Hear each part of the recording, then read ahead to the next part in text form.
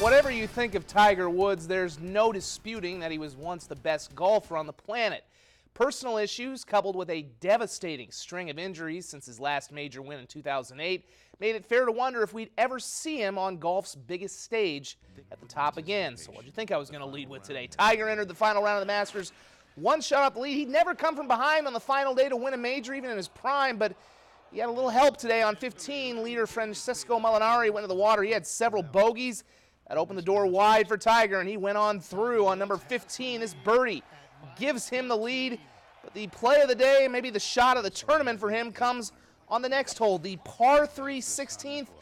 He nuts this tee shot perfectly, and is going to get a nice roll within just a few feet of the cup. He would tap this in for a second consecutive birdie. It gave him a two-shot lead.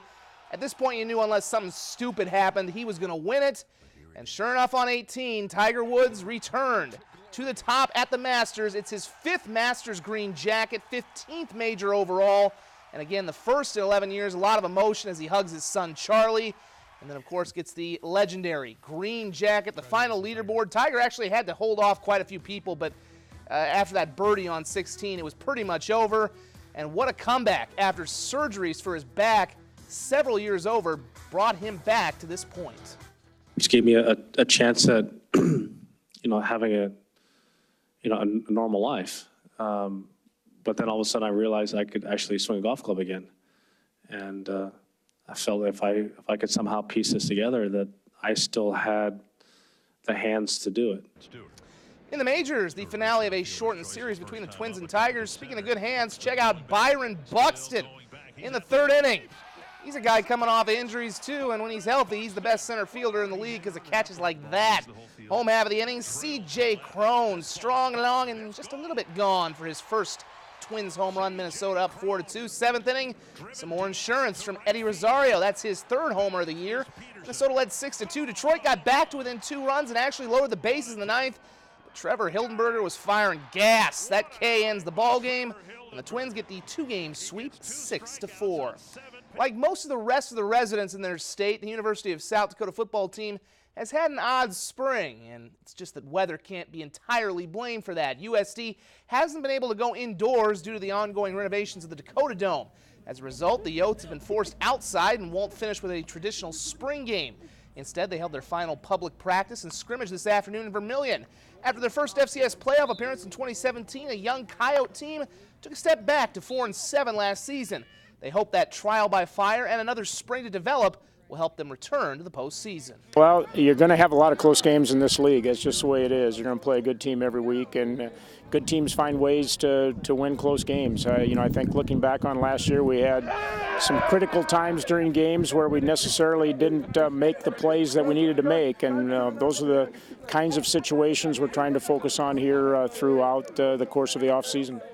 USD kicks off the 2019 season in 5 months against Montana in what will be a reduced capacity Dakota Dome as those renovations will continue during the season.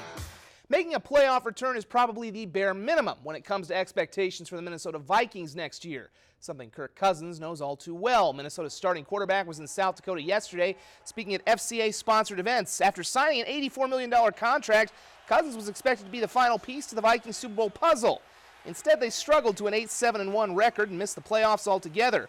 Aside from some changes to coaching staff, Minnesota didn't make any changes to their personnel, something Cousins thinks will help them find consistency they couldn't last year. Well, continuity helps. Anytime you can keep the group together, it's not going to hurt. There's so many complexities to the game now, and the more time on task you can have with teammates and with the system, the more consistently you're going to be able to play at a high level. So I look forward to having more continuity, certainly in 2019, than there was at the beginning of 2018. The Vikings begin their off-season workouts tomorrow. When it comes to the postseason in women's college tennis, you can pretty much bet the farm on seeing Augustana in the field. With more than 100 consecutive regular season NSIC conference victories, the Vikings have had a decade of dominance in the conference tournament, and today look to wrap up their 9th straight conference title. In the semifinals, they easily dispatched Mary by score of 4-0. Thought they might face rival Sioux Falls, but the Cougs were stopped by Moorhead In the semifinal, there would be no stopping Augie, though, in the championship, as they do indeed secure their 9th straight title and a trip to the Central Regional. They actually have one more home match in the regular season against Northwest Missouri State at the Huther Match Point Center. That's coming up on Wednesday. That's where the USD tennis team was last night when they faced UND in a match I couldn't show you because we hadn't gotten the results yet. So, through the Magic of TV, I show it to you now. Number 1 singles, USD's Jana Lazarevic with a spike at the net. She beat Issa Sullivan 6-1 and 6-2. Good match in the number 2 singles, USD's Natka Kamiskova with a forehand winner to help take set number 1 6-3. However, UND's Katie Amano would come back to take the final 2 sets and take the match, and it would be UND getting the victory by a final of 4-3.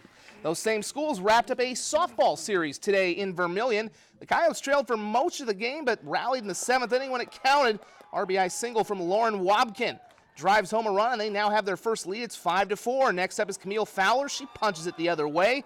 Another run comes home to score, and it's 6-4. And for good measure and more insurance, Jamie Holscher will knock one to the left side. That goes as an infield hit to increase the lead 7-4. That'd be your final as the Yotes finish with a sweep. Up north, SDSU opening a series in Fargo as NDSU opened their new Theraldson Field complex. Ace pitcher KK Letty, they couldn't hit her, literally, and I'll get back to that in a minute as she gets the strikeout. They get some offense going with second baseman Zoe Stavro hitting it back up the middle. Jacks can't get the out at the plate. They said the catcher's foot came off. Be the start of a 5-run inning for NDSU, and Letty would finish the no-hitter as they win game 1 by a final of 5-0. She only had 6 strikeouts, but again, just untouchable stuff, and the Jacks couldn't get a run in the second game either as they fall 1-0. They'll wrap up that series tomorrow in Fargo. And finally, the schedule for the opening round of the Clark Cup playoffs is out. The Stampede are the number 3 seed and will host the best-of-3 series against I-29 rival Sioux City. All 3 games start at 7:05 with games 1 and 2 on Tuesday and Wednesday. And if necessary, a winner-take-all third game would be on Thursday. Again, all those games at the Premier Center. We're back in 1 moment.